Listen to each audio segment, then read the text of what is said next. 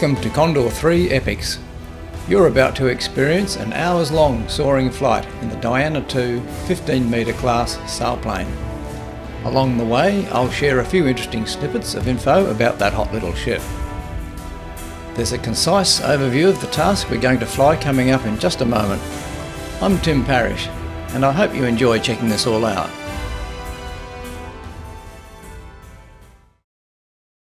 This flight over Slovenia 3, the default landscape in fact, has 8 legs, indicated by blue lines on the map. Each one turns red as I talk about it. The first red one's up there already, over on the right. A fairly short aero tow takes us from the airfield at Timmersdorf to some slope lift on a nearby ridge. After crossing the start line, we have a few anxious minutes as the slope lift weakens, but there are promising cumulus clouds ahead, and we eventually manage to thermal off the slope. Good thermal lift then takes us to the first turn point, although airspace prevents us from getting to cloud base. After rounding turn point 1 at Čakovec, we head southwest across flat land and things get easier with higher airspace ceilings. After rounding turn point 2 at Zábok, we head northwest and continue to make good progress in the smooth but average strength thermals. Some hills become visible in the distance. After rounding turn point 3 at Slovenia Gradec, we have a choice of quite low ridge lift and a thermal coming off the plateau behind it. The thermal delivers, despite the ground looking a bit close for comfort. After that minor scare, we speed along with the mountain slopes kicking off some quite strong thermals, although they are rougher and somewhat narrower than those earlier in the flight. After rounding turn point 4 at Wurmlark, a short leg sets us up for an intimidating mountain range crossing into Austria. By this stage, airspace is no longer limiting our climbs. After rounding turn point 5 at Linz-Nikolsdorf, it seems best to get as high as possible and focus on the dark patches in the thickening cloud cover to stay well above the huge lee-side slopes. The lift is narrow, and anything less than a 60-degree turn invites a plunge into very heavy sink. Scary stuff. Conservative flying gets us across the highest points and into the thermals beyond. After rounding turn point 6 at Zell am See, we follow a huge, long gap between the mountain ranges to the north and those to the south. We continue brushing cloud base at 12,000 feet or more and can ignore the very irregular slopes far below. Final glide comes up and we still haven't turned the turn point before the finish. After rounding turn point 7 at Tree Bend with minimal change in direction, we push the nose down and are soon able to turn the valley slope lift into speed. We're able to push much harder than normal with negative flat, since reliable lift continues all the way to the runway back at Timmersdorf. Watch right to the end to see what happens as we attempt to fly the circuit. So climb on board and let's start our pre-takeoff checks. Here we go. Controls, full and free movement we're checking for, and the harness needs to be tight and secure. Looking out there, just checking our air brakes closed and locked. Now we need to set flaps +8 for takeoff in the Diana II. Outside, maybe just a touch of crosswind from the right down here in the valley. And looking out there, we can see the Super Cub ready to take us up. Trim needs to be set fully forward. There it goes. Instruments, we've got the flight computer up and running in the middle of the panel there. And looking at the altimeter, our height is set to the correct value above mean sea level for this airfield. So we're pretty well set to go, apart from making sure the canopy is closed and locked, of course.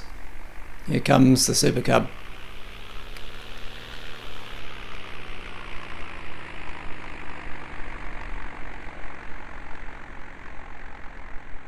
Someone should pick up our wingtip in a moment.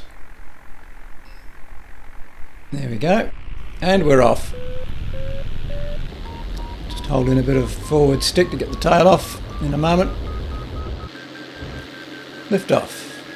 While we're on tow, just a few words about this channel. It's all about a wide variety of free flight experiences in the Condor 3 soaring simulator, in contrast to the online racing scene favoured by the younger set. Video by video, I'll show you every default aircraft, some aircraft I've flown personally, a variety of landscapes, all the different lift sources, many weather variations, you name it.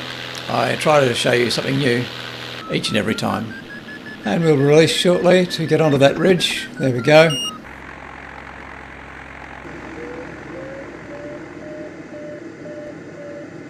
We'll just head for the slope here and hopefully gain a couple of 100 feet or so.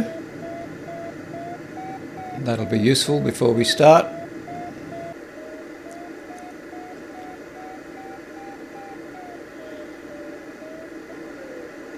There's the runway down there to the left.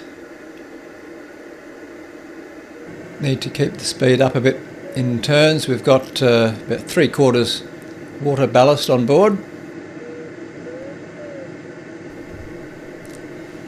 I like to reminisce a little while we're making our way to the start sector.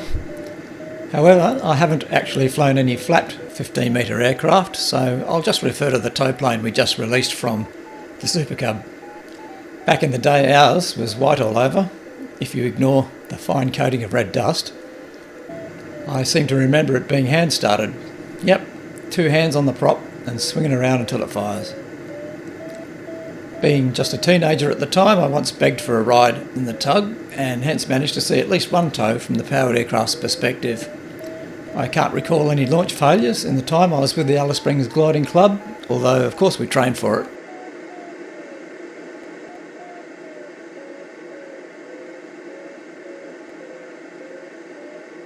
And there's the start sector on the flight computer there in red. It's just off to our left, up ahead there.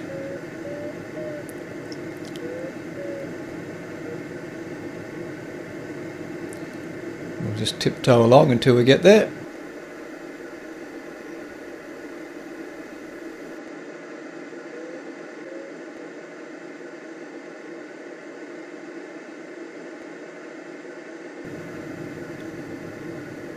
Some thermal activity already, which is good.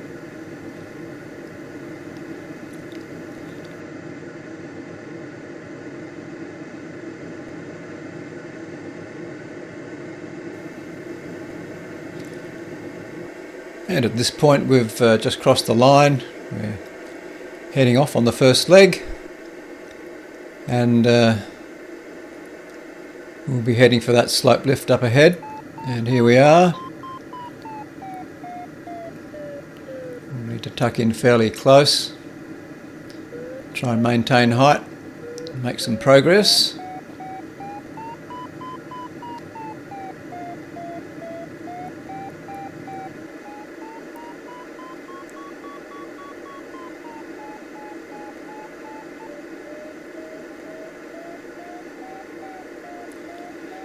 We're hoping to bump into some thermal lift along here somewhere, and thought I felt something just here. We'll just have a little sniff around for a moment, see if it turns into anything. Perhaps not.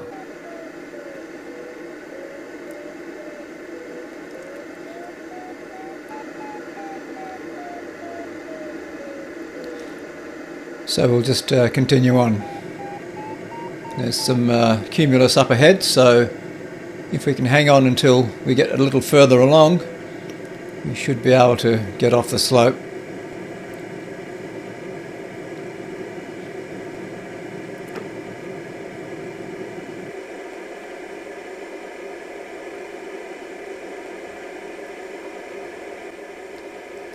This terrain looks a little higher, which is useful. And what do we have here? Well, this certainly feels good. Yep, we've definitely got some thermal lift at this location. We'll just tuck into this and see how much height we can gain.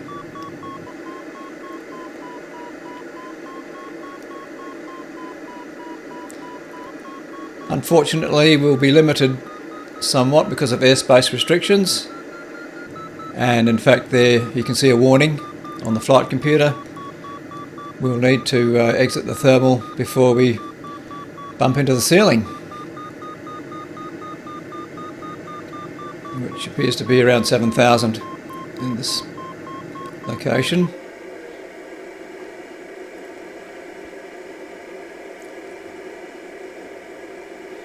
But that should be enough to help us contact some more lift.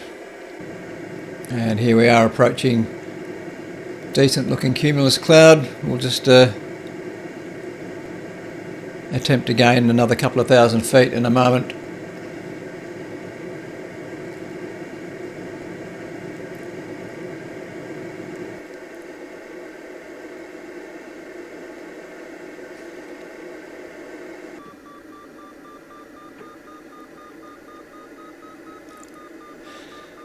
While we're cruising here, I'll just mention a few design features of the Diana 2. First up, the wing design. Besides the usual optimisation of glide ratios and sink rates, there was some work done on specifically to reduce the interference drag at the wing fuselage junction. So that's one more factor which helps this aircraft achieve its remarkable performance.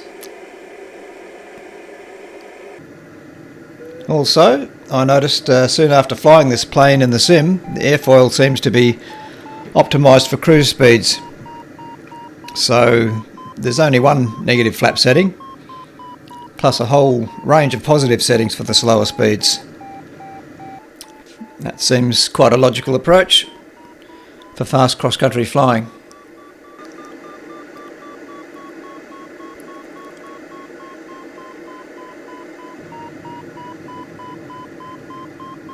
Looks like we've got a very useful patch of lift here.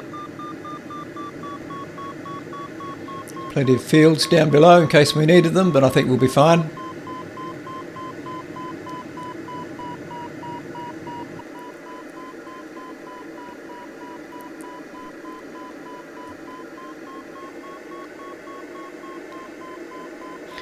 The Diana would have to be one of the lightest 15-metre ships around, thanks to its carbon aramid epoxy composite construction. Its empty weight is a very light 185 kilos or so.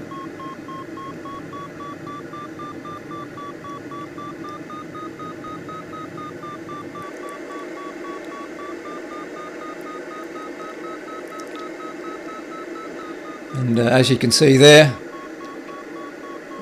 it's got a highly reclining pilot position. That also helps to minimise the fuselage cross-section and hence the fuselage drag. Again, contributing to the high speed performance of this glider.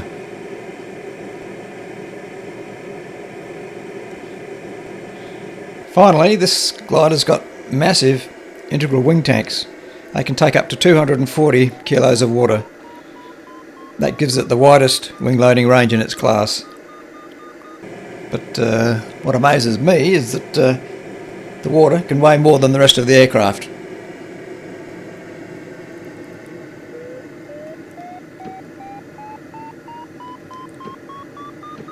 And the lift seems to be getting stronger, and it's quite smooth, so it's fairly plain sailing so far. Just hunting for the middle here, banking back in.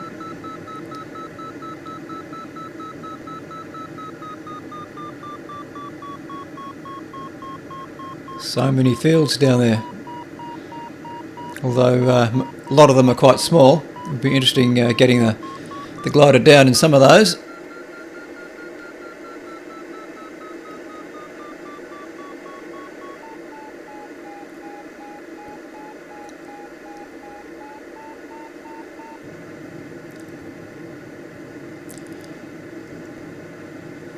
Now we're just a shade under 7,000 here, so it certainly won't be worth circling under this lift. We'll just porpoise through, I think. Take advantage of the lift and back into the cruise. You might have heard the clunk of the flaps going up there.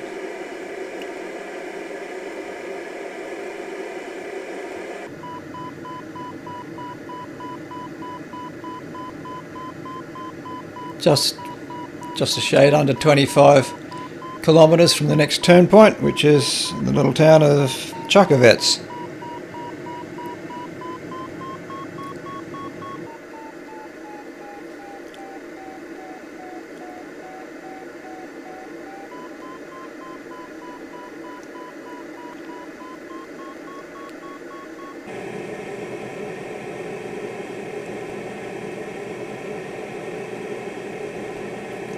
Just 20 k's to go. Got good height. It'd be nice to be able to climb a little higher though.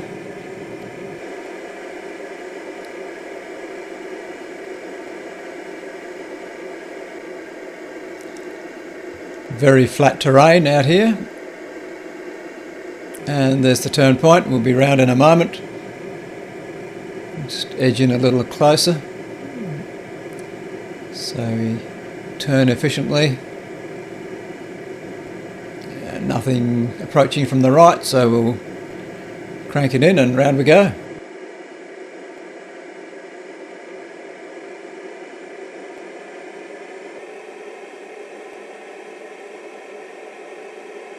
And we're heading off on leg 2 of 8.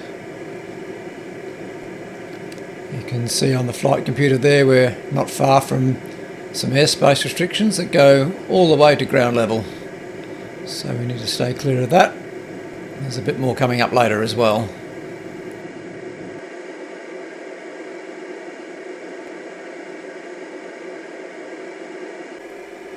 And again, plenty of outlanding options down there, some large fields. It's nice to know. Might just run through some performance information here that I have on the Diana. It's got a best glide ratio around 50 to 1. In fact, that's better than a lot of the older open class ships. And with all its water capacity, which is impressive, the Diana is very versatile, with its wing loading ranging from 28 all the way up to 58 kilograms per square metre. Here we are in the cruise again. About 100 knots, which is bang on the McCready speed by the looks of it.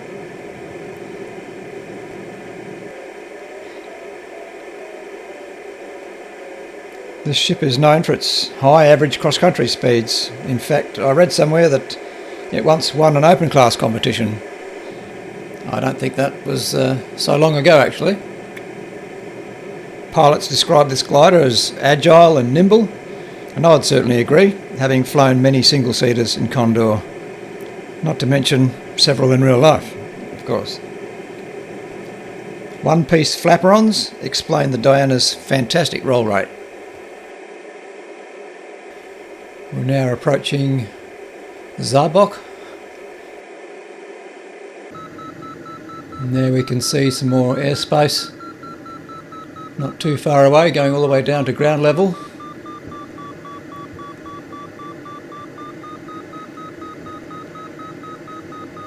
Approaching 7,000.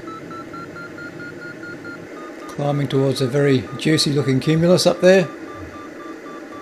Unfortunately, we're not allowed to get right up to cloud base at the moment.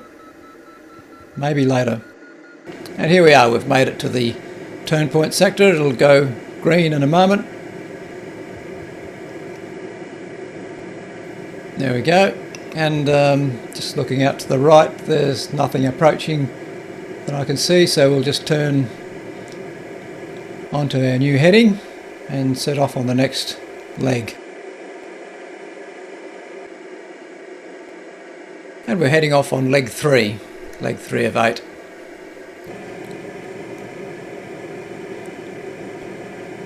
That cloud straight ahead looks a little fluffy around the edges. Probably won't have much lift under there. Or if there is, it won't last long. Okay, I might just mention a few details about the production history of the Diana 2. It's been around for a while. The company that came up with the prototype, unfortunately, went bankrupt before serial production began. But then the rights were acquired by Diana Sailplanes, and the first Diana 2 flew on the 12th of January 2005. In 2016, Avionic took over production, and they introduced the NG or new generation version, which had better pilot comfort and revised water tanks. An electric FES or front electric sustainer option is available for self-launching or sustaining flight. That's one thing I haven't actually tried yet in Condor. I've just stuck with winch and aero tows to this point.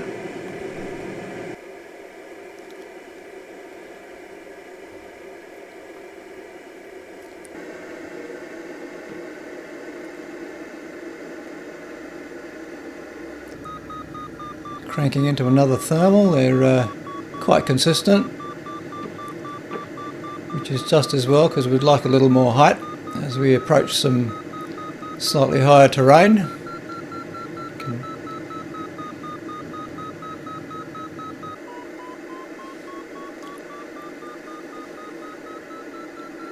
Small correction there, just trying to get towards the middle. And we can see some of that terrain coming up now. It's getting a little hilly.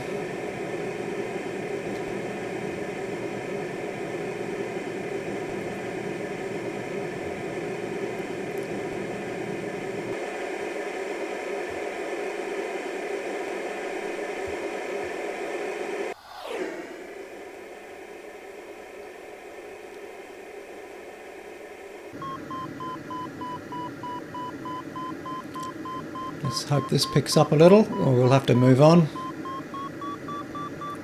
Oh, that's not so bad. There we go. Outlanding situation is quite reasonable down there. I can see plenty of large fields. Not a problem.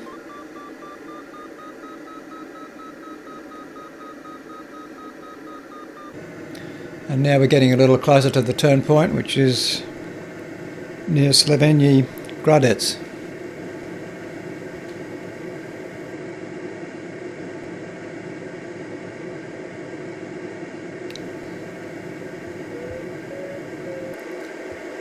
You can see the hilly terrain appearing below there.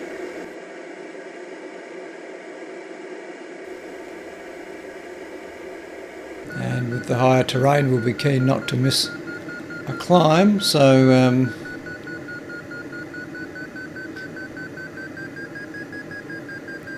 just below 6,000 again at this point.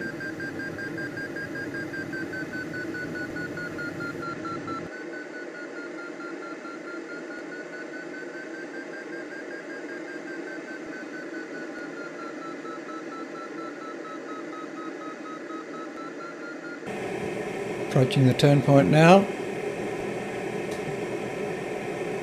5 or 6 k's away.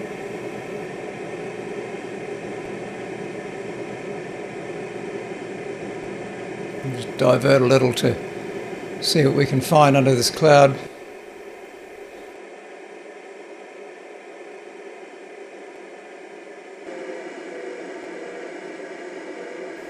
Nothing much came of that, so there's the turn point, and we'll just fly straight through actually and try and contact that cloud straight ahead, and then we'll head towards the next turn point.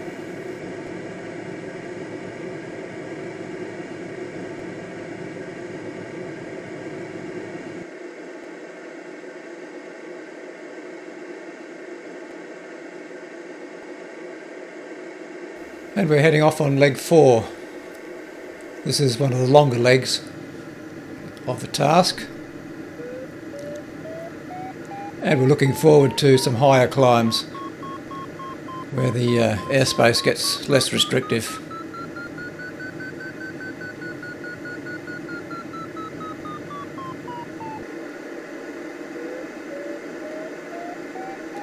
Let's see how high we can take this one.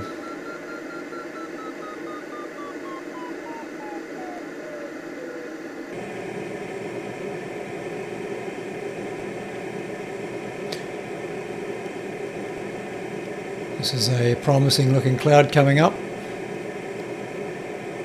Also some pretty high terrain to our left. There it is, another view of it.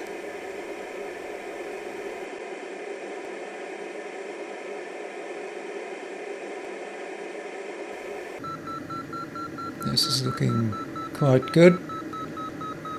Let's see if we can take this up fairly high. We're above 8,000, so perhaps we can get most of the way to cloud base this time.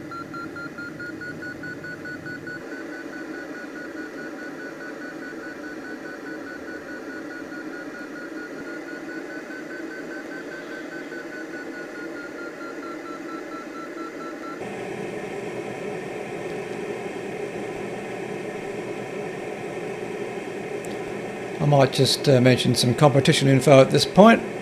This plane has dominated the 15-metre class for years, and with a couple of pilots winning multiple World Championships since 2006. Apparently, Diana's captured first, second and third place at the 2021 World Gliding Championships in France.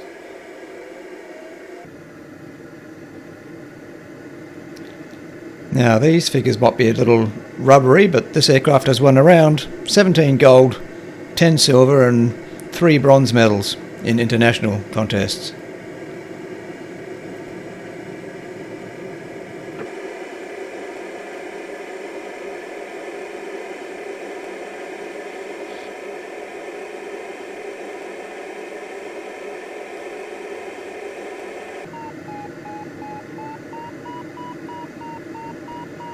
Let's see what we can make of this.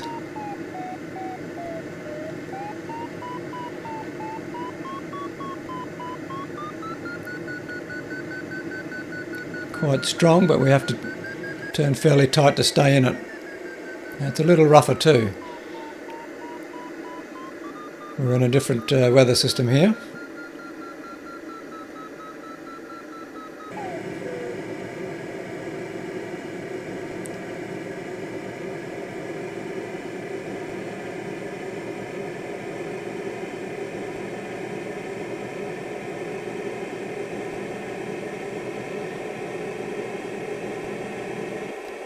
With plenty of height and somewhat stronger lift, we can cruise at around 110 now.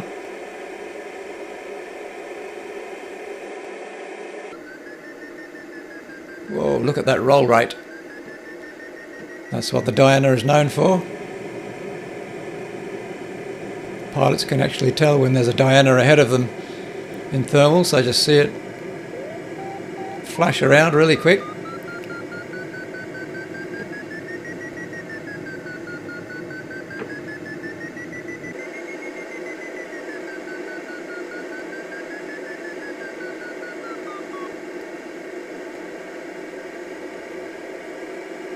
Some impressive peaks over there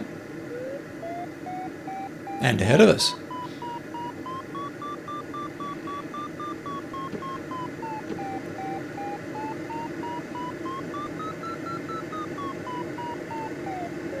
Okay, we're at 7.5, but we can go quite a bit higher.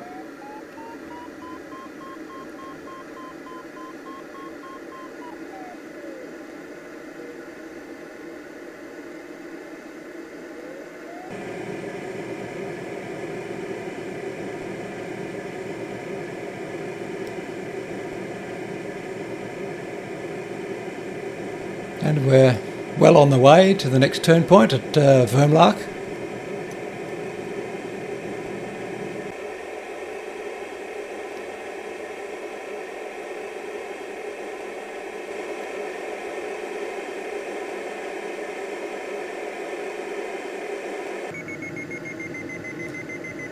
Here we are in another strong and a little rough mountain thermal.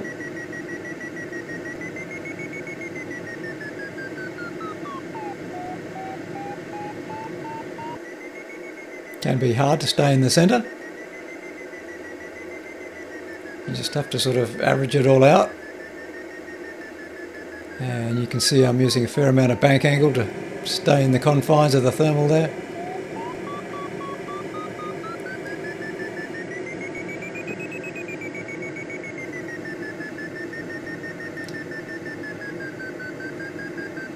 And there's actually quite a lot of lift coming off the slopes, so we're managing to maintain around 10,000 now.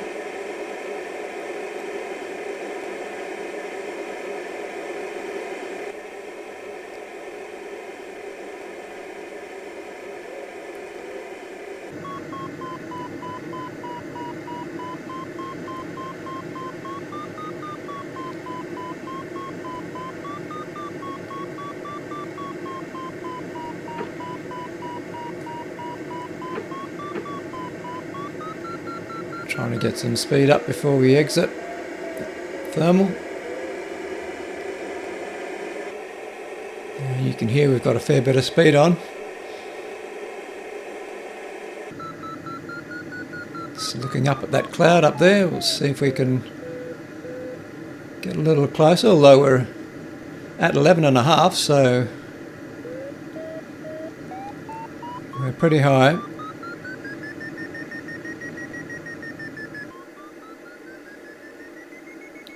Looks like cloud base might be around 12,000.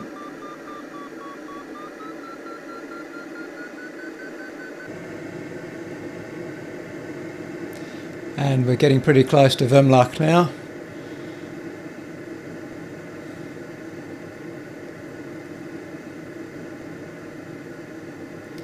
And there we are, we've entered the turn point sector and heading off on the next leg.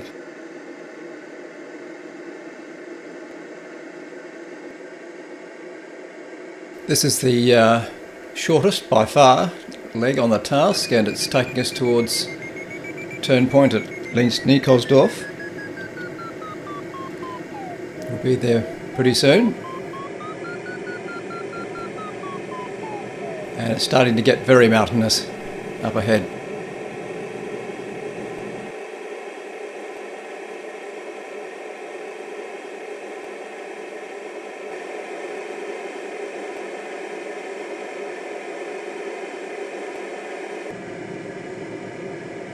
Well, I told you that last leg was very short.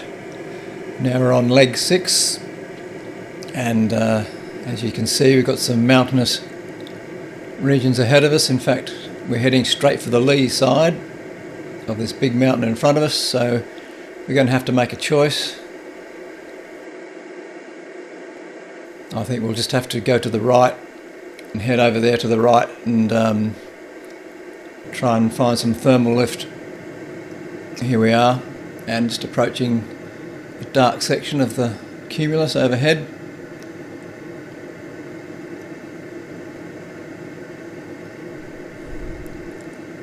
And hopefully we can gain quite a bit of height here in a moment.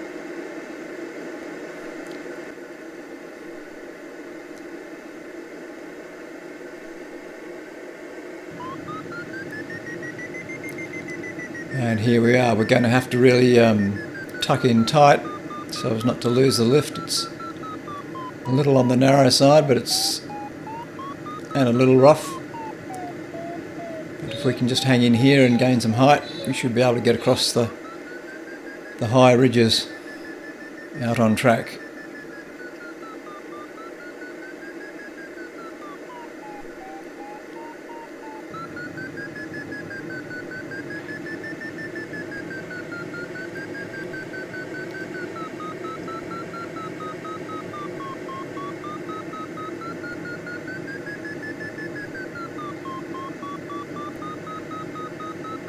We're getting there. Just putting the flaps up, a couple of settings, and now we're off.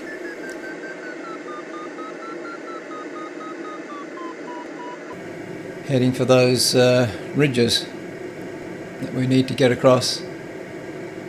If we don't go this way, we have to detour quite a way. So we're going to take a chance and see what we can do here. We should have just enough height.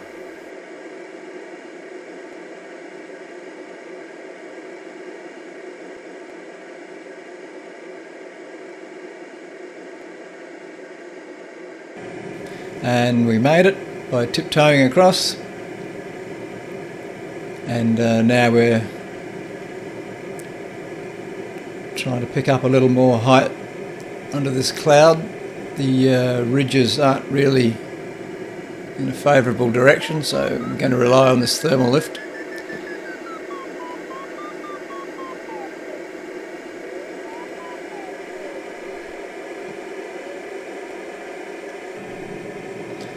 And from here it's a fairly straightforward run into the turn point at sailplane.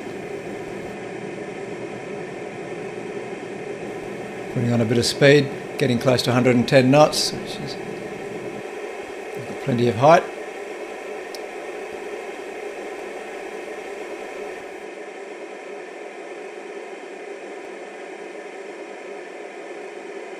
Our outlanding worries are over. There's a nice big valley ahead of us there. Plenty of landing spots down there. And we can see the turn point sector coming up. It's gone green. Let's have a look out there. No traffic approaching, so around we go.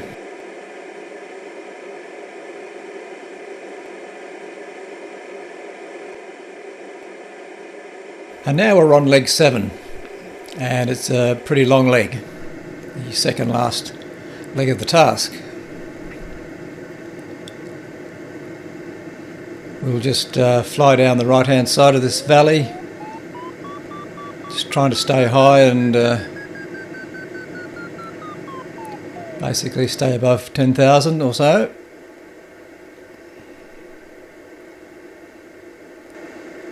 It seems like I've lost this thermal for the moment.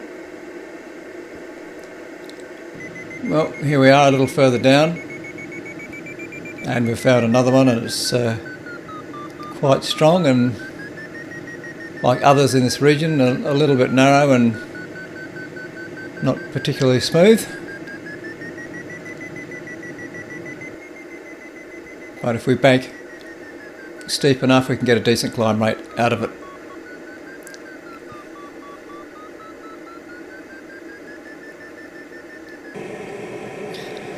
So what do pilots actually say about the Diana II sailplane? Some have reported that rain has surprisingly little effect on performance, and they've noticed that the water tends to stream to the back of the wing rather than globbing along the leading edge.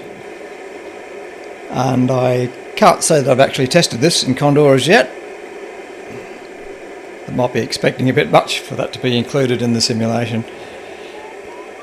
Diana has been described as extremely slippery with a lightning fast response, and that's that it's an advanced racing machine rather than a first solo glider.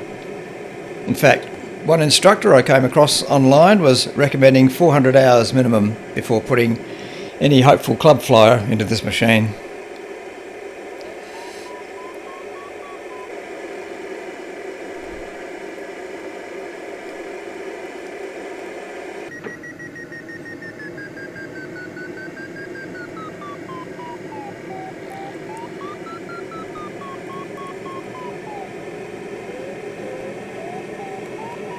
Being at 11.5, we're not going to bother circling when we go through strong lift at this time. We'll just turn that into speed.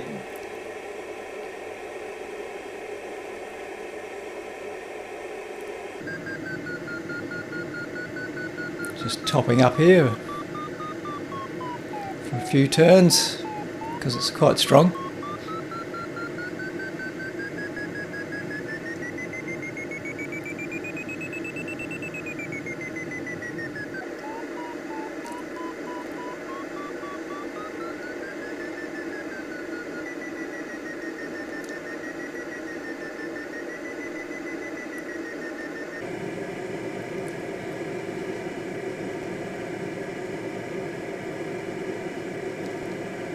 And you can see how expansive that valley is, the big gap between a whole region of mountains to the right and a whole region of mountains to the left.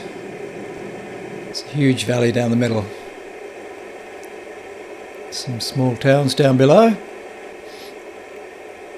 And the turn point we're heading for is at Treben,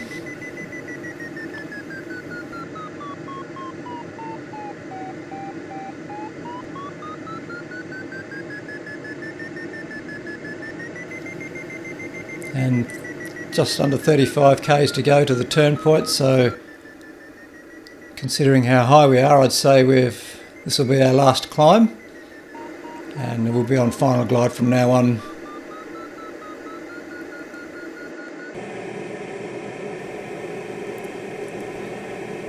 What does make it easier is that we've got some ridge lift all the way down the final leg, so we can push along quite fast.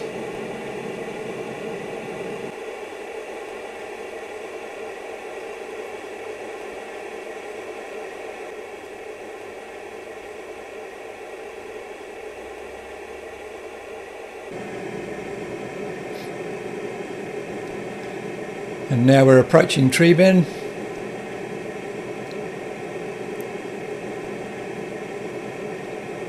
There's the turn point sector in red.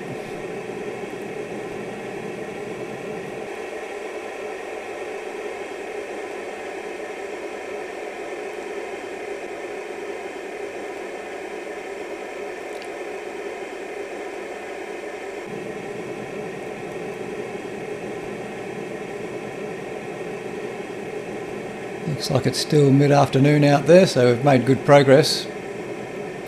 And here we are, the sector's just gone green, so we'll just make a slight turn to the right and line up with the finish.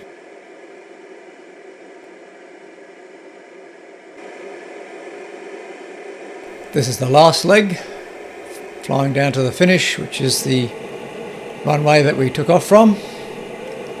It's not the shortest leg in the task, but it's probably the quickest, because we can really pile on the speed down here.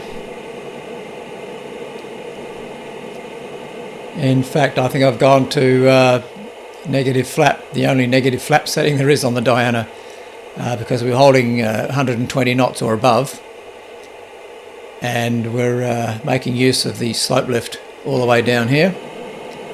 And here we are, the airfield's in sight, and the finish line's coming up on the flight computer display there. Be over the line in a matter of seconds. There goes the water.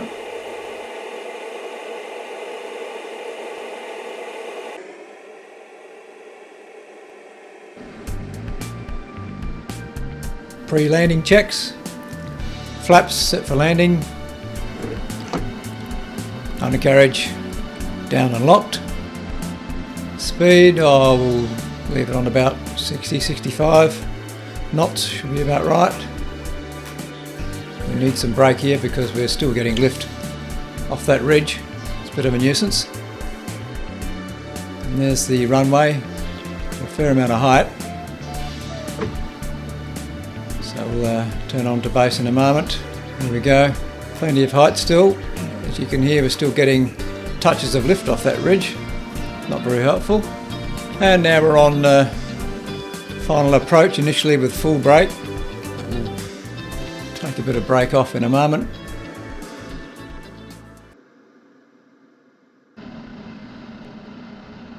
And we're about to flare. Touchdown, so here we are.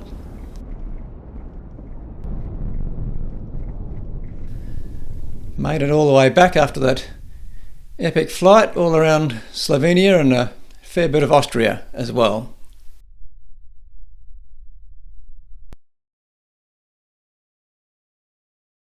I hope you enjoyed that flight. Subscribe now so you don't miss out later. To keep things interesting, the next video will be in another part of the world, but I'm not saying where at this point. It'll be epic, of course.